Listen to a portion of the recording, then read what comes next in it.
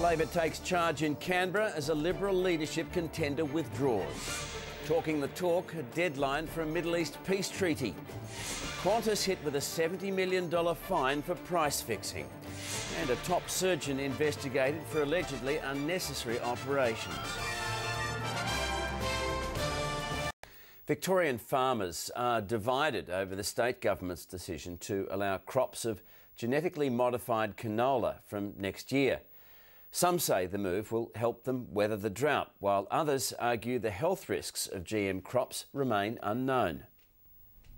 Horsham farmer Leanne Meyer harvested her canola just a week ago, but she says her family won't plant the same crop next year because of concerns their GM-free paddocks could become contaminated.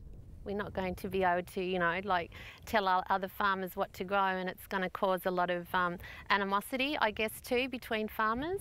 As a member of Mothers Against GM Crops, she's also concerned about possible health risks for her children. And who knows in 20 years down the track what they're going to find out with science the way it is.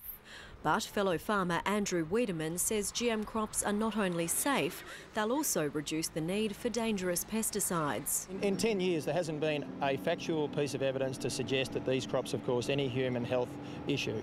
He's hoping he can be among the first to farm genetically modified canola after the government yesterday lifted its ban. It's obviously benefited growers across the other side of the world.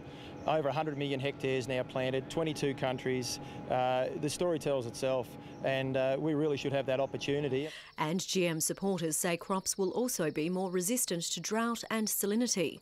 But it remains to be seen whether those arguments will convince shoppers of canola products like canola oil and margarine.